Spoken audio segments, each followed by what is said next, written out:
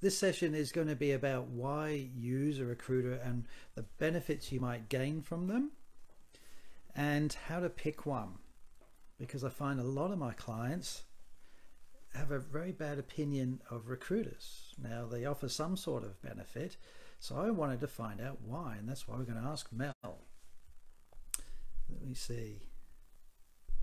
There's Mel. I'm going to add her on the camera.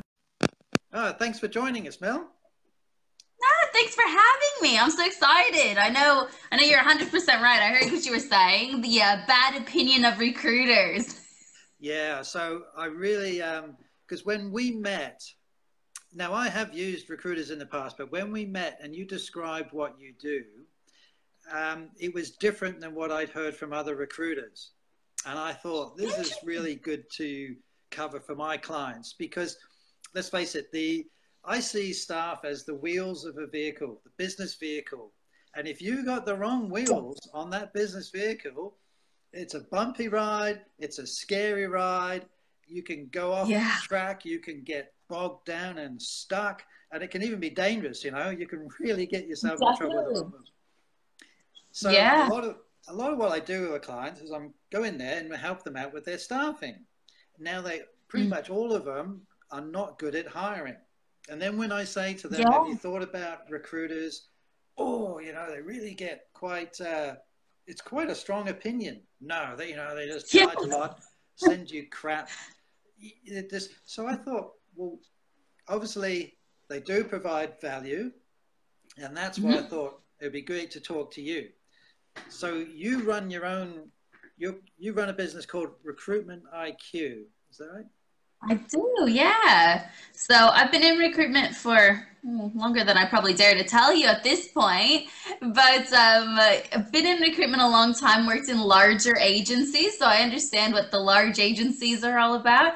And then decided to go solo and start my own business for various different reasons. But the first one being, and the biggest one being, is that I actually wanted to do recruitment on my own terms and really kind of speak to what we were talking about, you know, coming back to no bums on seats, but really delivering that value and being able to provide top-notch candidates. So sometimes in the larger organizations, and I'll say this isn't always the case, they have big budgets over their heads. So they have high targets to meet. And so they sometimes just have to push candidates through. So it was really important to me when I started my own business that I could really kind of understand the values I wanted to and be able to really deliver the value that some aren't able to deliver. Right. Excellent. So if we start at the higher, sort of the bigger picture, what size business, in your opinion, do recruiters start offering value?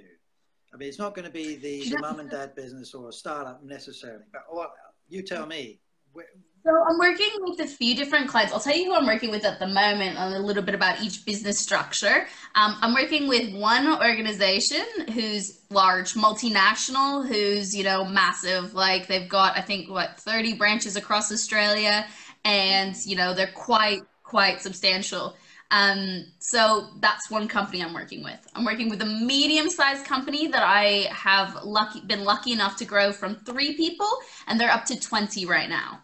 So and we're sorry, but that's what you're considering a medium business is around around 20 people. 20 to 50, you know, somewhere in there, kind of, you know. I mean, some could be bigger too. It really depends on their structure and kind of, you know, if they're listed and all that kind of stuff. But, you know, there's a whole bunch of range of different things. But I feel like you still make a really good impact because, I mean, one person, like you were saying before, one person in a business can spread like wildfire, like a full disease spreads to the place. Like I've seen it. I really have seen it more times than I can count, unfortunately. And then the third business that I'm working with at the moment they've been around a long time. It's a carpet business, and he's going from being the sole person in the business to their second employee. Their first employee, sorry. And so, you know, that's another business I'm helping. So it's not so much about the size of the business, to be honest. It's about the reason they're wanting to use a recruiter, which is really important. The size Yeah. is kind of almost irrelevant in some ways because Okay. So that um, you're talking about, and you were touching on an important point of writing a good job ad, and how often or not often, or sometimes you do need to help your client come up with a better job title. And I think you also yeah. help out writing job ads too, don't you? Yeah, for sure. So, I mean, it's really interesting, and I'm sorry, I'll readjust a little bit because I got a little bit. So it's really interesting. Like a lot of clients kind of want to, initially with working with me, I think they really want to control the process kind of thing. And they're like, okay, send me a job ad, send me this, send me that. And they have a preconceived notion as to what they want to say in it in some ways. But the truth of the matter is, it's kind of my job to know that stuff. So, I'm happy to show it to them, but I'm like, look, give me creative reign, and then you guys totally call the candidates if they're not what you're looking for. So it's kind of, for one, that's choosing your recruiter to basically trust them that they know what they're doing enough to Right. do that. And then knowing on the back end, you can call anybody you don't like, and you don't have to hire them if they're not finding you the right people. Right. Yeah. Okay. Because yeah, a lot of my clients are not good at writing the job ad, so they'd be happy to handball that. And then you've gone through the culling, you do the phone interview, so that's how you're saving time. And then what? Then you recommend a few or a So couple yeah, so or first, I mean, first it's looking through the resumes, calling out that. Then for me, it's phone screening. From there, I actually I almost do a full length interview, providing I like the person enough right off the bat, on the phone before I actually see them face to face.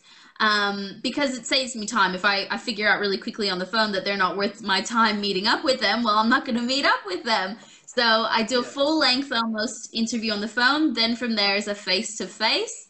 After that, what you'll find me doing is a reference check. So I do minimum one reference check before I send them to my clients, unless I tell them otherwise, because sometimes you just can't get a hold of people or whatever it is. Um, and so, yeah, one before I send them to my clients, and then one before hiring. So there's always two reference checks done before an actual hiring. Once I'm happy with that candidate, it's time to, for one, call my clients. I personally am not a huge blurb writer, but there is a lot of recruiters out there who do like blurb writing. I'm more of one of those people that I'd rather get on the phone to my client and be like, this is what I liked about them. This is what I didn't like about them, if there was something. This is why they're ticking your boxes. And what do you think? Right. And how do you, because I'm thinking from a business owner's perspective, well, how do you know who's good for my business? It's my business. How are you how are you going to assess and sit there Hmm. and throwing out keeping efforts? So most of my clients will tell you I'm super annoying and I come out and ask 5,000 questions first. Right. and, because, if I don't get to know you and what your business is about foremost, so that's probably my first criteria before I even take a job brief, before all that, it's tell me about your business. How long have you been operating? Why does someone want to work for your business? Because I need to know that so that for one, I figure out what's the key points I sell your business on, basically. And I also find out a bit about your internal culture as well. So, if I'm trying to find someone that's going to last long term, I'm finding out about your internal culture. I'll ask, is it, a noisy bunch? Or you might walk into a business and it might be a library bunch. If I put someone totally outgoing in there, they're going to be like, what is going on with this person? And that person in also, will be like, oh my gosh, I don't mesh with these people either. So, seeing that ideally if I can, but if not, I just ask 5,000 questions to my clients before I even get into the job brief. Right. Okay. And you understand what personality types suit different roles. I mean, that's Yeah. one of the advantages I offer my clients is my background. I've worked everything from construction, fabrication, through to sales, through to management, Mhm. through to presenting to government execs. I have an understanding now. As a recruiter, I'd imagine it's important that you have a good feel and understanding of what What sort of Yeah, personalities and type of definitely. people? So, some of the tools in my personal tool belt would be Disc. Hmm. I've moved a little bit away from Disc lately just because I found a tool that resonated with me a little bit more. The one I'm using a lot at the moment is Facet 5, but they all have really good points. Like Disc is great. So, there's just so many. Sorry, there's so many. There's 16 profiles, which I haven't used much of, but I know a lot of people who do. There's just so many amazing tools out there that basically, in essence, will teach you the same kind of things. And it's just finding the one that basically resonates with you best. And it's like you're saying, salespeople tend to have a higher energy. Um, and they actually tend to be a little bit worse at admin.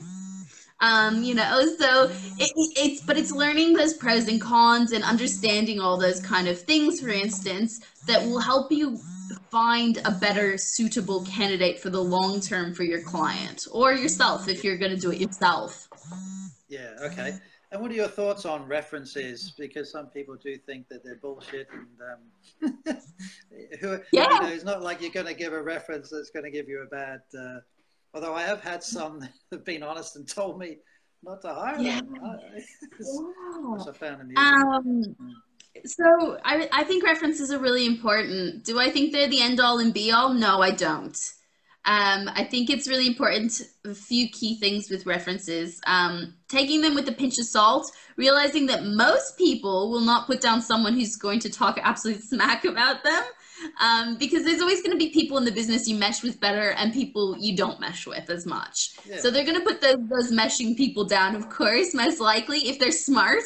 If they're not smart, that's something in itself. Because it gives you a lot of insight. It's very rare I do get bad references, but I've had some horrendous references, to be quite honest. Over the years, I've had ones that are downright scary, is the best way to put it. I've had people say, look, this is off the record, but I need to warn you. I'm not supposed to tell you this, but this person did XYZ to a coworker and they had to be let go immediately. So I have had stuff over the years that has come up. Yeah. So Yeah. I think they are important. Another thing is if you have a doubt, I'm going to give you actually a really good example. This was something that happened to me about 6 years ago, where I had a candidate and he came in. It was for a pharmaceutical company manufacturing, and it was a very high tech job. I can't remember, but you had to do a lot of like kind of engineering type kind of things in it. And he described all these kind of like different things to me, and I was really like, I'll tell you, I was hook, line, and sinker. I was like, whoa, wow, that's crazy. Like, you must be really good at this, right? And he'd come down from Queensland and to Victoria, and his last one was at a different manufacturing kind of pharmaceutical company as well. And so I asked for his reference, and he's like, oh, do you really need one? I'll give you HR. I'm like, okay, but they're not going to be able to really tell me the intricate details I need to know because I want to know what it's like to manage you. Like, that's one of probably the key things with references is making sure you've got the right person, a direct manager, rather than like HR or something like that. Or a colleague. Anyway, I eventually agreed to taking the HR, and I knew straight away that she was just not legit. Um, she was just really short and abrupt with me and like really, and I was like, when something's not right, like you just know. And so I decided to do a spot check on her instead of him. And what I did was I called up the company and asked for their HR person. And sure as hell it wasn't her. Wow. And it turns out this guy never worked in the industry. He was just amazing at studying. So there is con artists out there. Man, that's incredible. That's incredible. It is. Yeah. That's okay. So, and the other thing I like to do, going back, I like to actually, because we can, with LinkedIn and all that, it's not, and the industries tend to be small when you go moving up, and it's quite easy to ask a friend of a friend, do you happen to know this person? You know anything about this guy? And they'll go, oh yeah, we knew him from so-and-so, or, yeah. It can be a little bit challenging. There's some legalities around that, just so you're aware of those kind of legalities, because, you have to follow their actual references, legally speaking. So I can't go and investigate I can't ask around about them? I never said anything. Really? Well, I'm just asking about somebody. I just, Legalities, yeah. Because it could hurt someone, to be honest. So like, for example, you got someone who's in a job currently and it gets around that they're looking because that friend of a friend tells a friend of a friend, and then they find out that they're looking for a new role. And it can really hurt someone's actual current employment situation. yeah, Or so yeah, so there is legalities around that. So be careful with that, but I never said anything. yeah. No, you're right. You're right there. And they probably wouldn't do it if they're actually in a position. That would be giving it away. It's I'm Yeah. thinking of ones that haven't been employed or they're in between, and you're trying to find out why.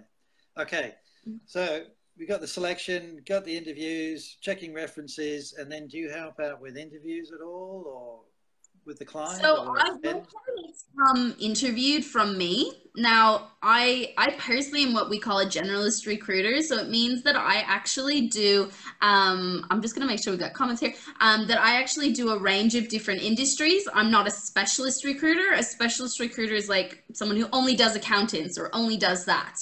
I've done plenty of those kind of roles, but I don't specialize in one industry for various different reasons. But so what I do is I screen my candidates against your criteria list. And that's the big important thing to realize. I'm screening against your criteria list, but at the end of the day, I'm not a specialist in your business. I don't work in there 24/7. You guys work in there 24/7, and I 100% count on you guys to, your clients, whoever it is who's interviewing, to really screen against your business, to make sure that they're 100% fitting in with your values and everything else that you need. And the other thing is the role itself. So a lot of these highly technical roles, even if you're dealing with a specialist recruiter, they're not qualified accountants, generally speaking. They've gone in to become specialist accountant recruiters. So, as long as someone's got the basics, they may or may not, my bullshit meter is pretty good. Generally speaking, I have to say it's pretty good. But sometimes they can get past if they've got more experience than they have like kind of led on. And it's the client's job to really be that fine-tuned filter to go, okay, yeah. yeah, okay then, all right. So when do I know I need a specialist recruiter, or when might I really want to pick a specialist It's recruiter? controversial. You're stepping into controversial territory here. So I personally don't believe there is a time you need a specialist recruiter. And I'll say for various different reasons. Okay, so the first reason would be if you give me a job brief, I am as good as any of the specialist recruiters and can go out and find you somebody that fits your job brief. That is my job. Like I take that on as my full job, whether it be actually going out and sourcing, whether it be, headhunting, whether it be just doing the kind of basic ads. I'm a specialist in that. So for me, that is the time where I feel like I could match up to any of those. Right.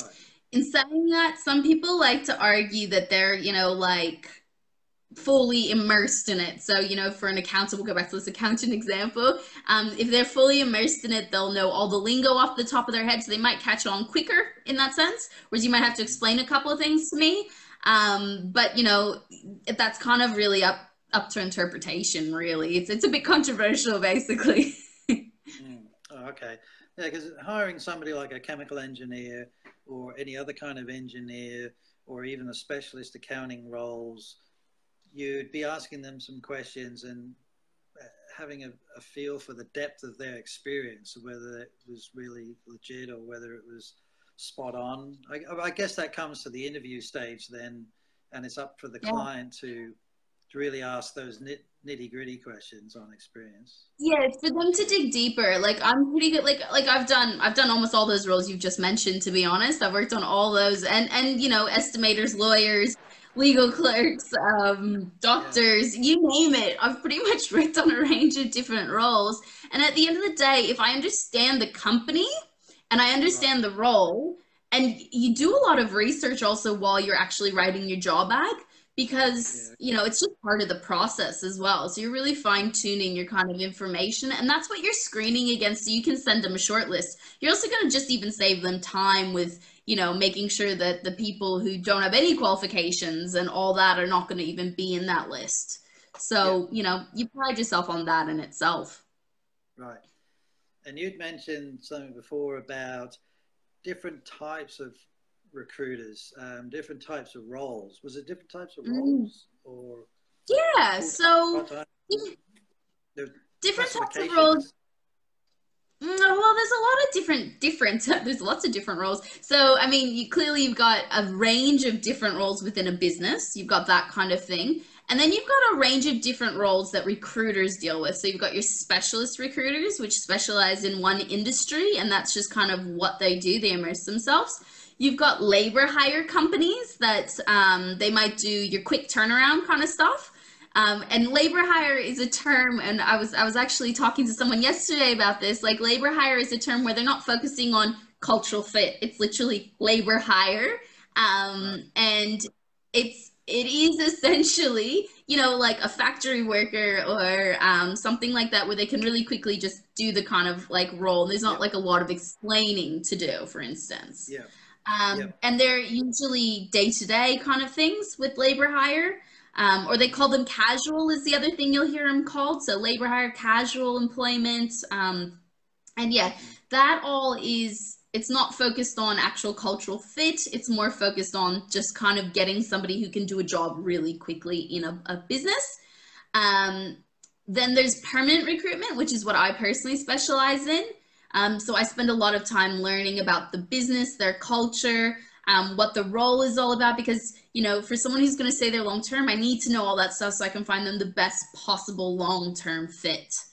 There's that as well.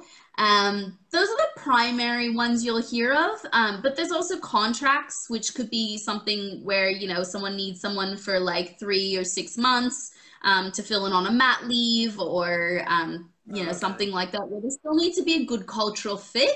But they don't necessarily need to be someone who builds into your longer term business plan, which is something I always suggest, because I love dealing with business coaches and mentors. And in fact, that's one of the reasons we actually caught up, was because that's my favorite way of doing it, because you get to work to a business's more long-term plan, where, you know, they might be moving premises, and they might be promoting this person into sales manager in 3 months, and so they need to have management skills where, you know, they can move into that role. Or so working to that bigger term plan is what I really like to do, which you won't find, of course, in the labor hire space particularly. Okay, so I can find recruiters for casual, permanent. Any other particular labels that are out there? Those are the primary. So you know, the contract, the permanent, and the casual are the primary kind of bigger banners that people would fall under. Right. So then the two last areas I really wanted to cover is one was, you're saving all this time and adding all this value, but it comes at a cost, and that's the one that everybody says, recruiters. No, we're not free. We just love finding good people for you. I just love a full-time job because for free. So it does come at a cost, you know, and it is a ranging cost. So labor hire is generally an hourly rate, which is including basically them not being your employees. So you're paying a recruitment agency to have them as their employees, so do all their payroll, do all their super, do all, you know, OH&S, everything, have all their insurances and everything. So it's quite an expensive hourly rate. You know, and it varies on the role massively. So whatever it is you think the hourly rate is for, say, a factory worker, you can almost double it is kind of where you're looking, and a little bit less, maybe a little bit less than that. But, you know, you can add a substantial portion to it because they're casual. Then there is the permanent recruitment, which is generally speaking a percentage of their total salary. So it can range from, I've seen as cheap as like 10%, and I've definitely seen all the way up to like 22%. There is a wide variety of factors that come into this. Generally speaking, specialty recruiters do charge more. If they're closer to the city, you find that the agencies generally charge more, just as a rule of thumb. This is also very broad stroking here. And then, you know, it doesn't necessarily always mean it's the reason, like, it doesn't actually show quality necessarily, the price tag. It's actually about finding the right recruiter that works with your business, is probably the best way to kind of describe it, because some of them do this thing called 360, and I'm personally a 360 recruiter, which means that I'd be the one coming out to your business, I'd be the one posting your job, I'd be the one looking for the candidate, I'm the one doing the reference check, I'm the one doing the whole process, right? And then there's also other agencies that have a salesperson and have a filler team. So they can change that kind of stuff as well. So it's more about finding which structure works well for you. If you're really focused on cultural fit, making sure that that recruiter who comes out is going to be able to find that for you, because a salesperson probably is not going to necessarily be able to relay everything back to their filler. Right. And we're going to talk about how to pick a recruiter at the end there, but yeah, pricing structure then. So yeah, so it really is. Sorry, I was going to come back to it. I was like, I got off on a tangent there. But with those, it really just depends on, yeah, it's their structure that can also determine the price tag. Because if you're holding a whole team, it can determine that price tag as well. So yeah, so anywhere in that kind of price range of that 10 to 22-ish kind of percent of their total salary package value. So that's base plus super, plus a car is usually calculated out at $15,000 per year. Right. And what sort of guarantee then? Because I know some recruiters, you have a guarantee if the person doesn't work out, or how does that work? Yeah, so I personally offer a 3-month guarantee. I think that's pretty standard in industry. You might see a little bit less, you might see a little bit more, but I'd say probably 80% of us kind of stick around that 3-month guarantee. And that's if you decide to get rid of them. That's if they decide to leave. So it covers you completely, and then it means you'll get it refilled free of charge. So you'll do all that work again and get me another candidate. Can you hear me? Hello? Can you hear me? Oh, we got glitches again. Can you hear me now? Can you hear me, Melissa? Have I frozen? Oh, there's some sound. Oh, you're frozen again. Okay, there we go. Oh, we're back. Okay. So yeah, you're going to do all that work again. Facebook's glitching out on hard today. Is it working now? Okay. Is it working all right? Working okay? Hello, testing. Yep. So I'll do all the work again from start to finish. Yeah, if for some reason it falls through. So you only get one-time replacement. Oh, I can hear you. Right. Yeah, okay. Hello, am I there? Hello, testing. How's this? Working? You good? Oh. Yep, I'm good. Can you hear me? Yep. Can you hear me? Yeah, I can hear you. Okay. So. Okay. Yeah, so the answer to your question is, yeah, I do all the work again from scratch. So I'd start from the top again, recruit again, and it would all be covered again. And do you work as fast as you did when you did it the first time? Because that's what I want to know as a client. You're still going to get onto it. And, yeah, definitely.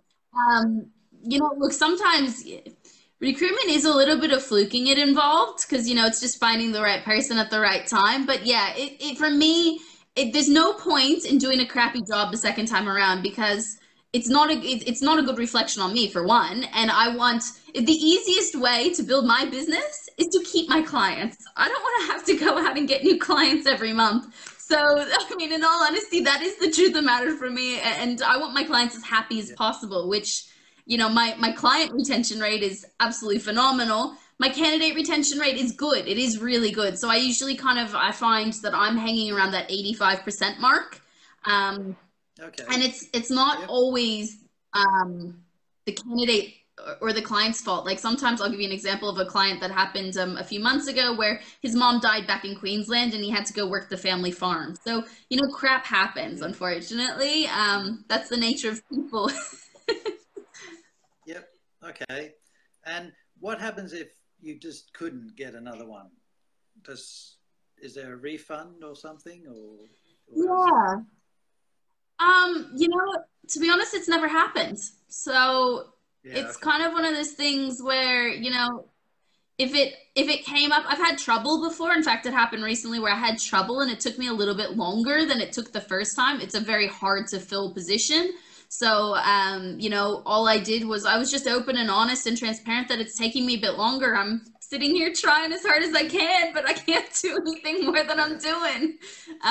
But, in the end, we did get them somebody. So, you just work with your clients, and generally your clients, if you've chosen the right recruiter, they'll know you're being transparent, honest, and that you're doing your best job that you can possibly do for them. But it kind of comes back to your point about choosing the right person. Now, that's a good one. How do I pick a good recruiter? Are there any top 3, top 5? And we might actually make this list and provide it for people later as well. So, yeah. How do I even go about it? First thing is finding out a bit about what they do. If they've worked kind of in your space before. So, have they done these kind of roles before? What do they look for when they're recruiting? Right. How do they go about their recruitment process is always a good question to ask them. So you're kind of almost interviewing them before they interview your candidates, really, to be honest. Do you like what they're saying? Are there any red flags when they're telling me their process? Or just kind of common sense that one sounds bad? For me, look, for me, the recruiters that, kind of talk big, but they are not really giving you value. So if they're not kind of going, how do I explain it? Like, I'm trying to explain it in a way, like, if they're not able to help you with your process and consolidate your process is probably the best way to say it. So, like, I went to a client the other day, just an example. I went to a client the other day and he's like, I used 5 recruitment agencies at once. And I was like, oh, okay, I think I'll leave it, thanks. And he's like, oh, why? I'm like, well, you've got 5 people basically working on it, 5 different companies working on it, and they're just going to do a resume race. So everyone's competing against each other and they're all working at half pace. So, no one's going to give you full attention because they're all going, why?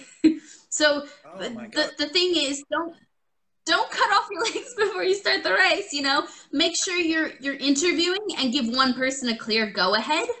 Unless, for instance, you've got one permanent recruiter and one casual kind of recruiter that you use. In that circumstance, use 2 different ones, but make sure you've chosen one recruiter. Right. And be transparent and open. Yeah. Yeah, I've seen it all too often. They were actually really surprised that I turned away, and they actually dumped all their recruiters and came back to me, which was kind of funny because I actually was honest with them. They didn't like what I was saying, but 2 days later when they called me, they're like, oh my gosh, that's resonated. That's so true. Someone that makes sense to you is probably a good way to kind of indicate. Yep. Okay, I'm writing this down. It's also going to be the person who's asking a lot about the job. I know that sounds really obvious, but if you've got someone who just goes, send me a PD and I'll see what I can do, they're probably not going to be your dream recruiter. They're not asking you about what your internal culture is. They're not asking you about any of that kind of stuff, about the structure of your business. What kind of opportunities do they have for this person? So you're looking for Mm-hmm. someone who's gonna really want to know and help you kind of get your business to where it wants to be to find the right person and attract the right person. So it's gonna be the person who's Yeah. asking you a lot of questions, probably. Yeah. Okay, good. All right. Anything else? Um, let's see here. Main thing is just feeling like, you ask them about how they're actually going to recruit for your role and hear what Mm-hmm. they say. See if that sounds smart to you. See if that actually resonates. Do you think they're going to get the results? They might not automatically know because it is a bit of a marketing plan on every job, but you could ask, do you have some ideas as to how you would actually do it? Because, like, for instance, the mechanic role, I didn't know I was going to go and put a sign up in the cafe. I had no idea I was going to Yeah. do that until, like, probably 2 days later. So, but hear them out, hear what they say, see what they do. Yeah. Okay. And then, And they can be, last and not least, and they can be, yeah, and they can be big or small. Doesn't really matter necessarily. it really doesn't matter, to be honest. Like, I'm technically a very small organization. I'm by myself in my own business, and I deal with last year I dealt with 27 different companies across Victoria and somewhere in New South Wales, um, and had lots of success filling their roles. It's not about, it's never about the company. It's purely about the recruiter. It's literally about that person you are working with at the end of the day. You can't bag out a whole organization. You can never bag them out. It's literally that one recruiter. They either did a good job or a bad Yeah. job for you. Okay, great. Well, we've covered a lot of good points there. And as I'm always telling my clients, if you want something different, you got to do something different. And if you want to get better staff, maybe it is time to look at hiring a recruiter. Um, but then they got to, yeah, Yeah. and you've given us some good tips there on what a recruiter does. So I can fully appreciate the time involved and the time saving from the business point of view. It can be absolute gold, and it's What? nice to have all that work happening, and I can still go ahead and run my business and don't have to worry about that. It's a massive, massive time saving, and reduces that whole Definitely. interruption to the business. Yeah, and it's not just that. It's like, the training. You're already in charge of training them, so that's going to be time away. So make sure you can, if you don't have the time or the expertise in the business there already, give out one portion of it because your time is way more valuable than whatever you're probably going to pay a recruiter anyway. You know what it's like. Yeah, If you're not generating the sales, then your business is really, yeah, you're working on something else. yeah, yeah. One That's last point good. I I wanted really to make. appreciate it. One last point I wanted to make was when you are choosing your Yeah, recruiter and you've actually chosen one, make sure you take a look through the contract. In my contract, it's, if I don't place someone in the business without you kind of changing something massively behind the scenes, then I'm not going to charge you. So that is one thing to know about recruiters. Unless you're gone, like, you've made me work on it for like 3 months and then you're like, sorry, I've actually decided to not hire somebody at all. I'll probably charge you for my advertising. But realistically, if I just couldn't actually do the job and I couldn't, do it for you and find you that person, I'm not going to charge anybody for that. That's my own thing. The other thing I would also definitely be looking for in a contract would be the fact that, are you locked in with them? Is it exclusive or non-exclusive? All my contracts are non-exclusive. Reason being is, look, you use me, then you're probably not going to need to go to another recruiter. It's very, very, very seldom that you would have to hmm go to another recruiter while using my services. So I just don't feel the need to lock you in for any fixed period of time.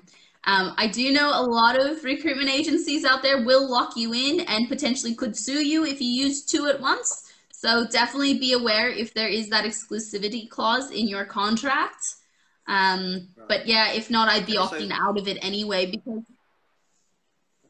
yeah, just to clarify, when you say locked in, that means I'm going to engage you, and I'm not allowed to use another one, or if you recommended somebody and then I don't take them and then I've hired them after I've finished with you, yeah, is that what you're talking about? Or yeah, so okay, so two very good points there, and two very different examples. So for one, If you decide to hire a candidate within 12 months of me introducing you to them, that is, for me, I will charge you for that service. So it doesn't matter if you've decided to, you know, so no matter what, if I've introduced you to that candidate, whether it be through resume, sending you through the resume, or whether it be me organizing the interview, I do have I reserve the right to charge you for that because I've introduced you to that candidate.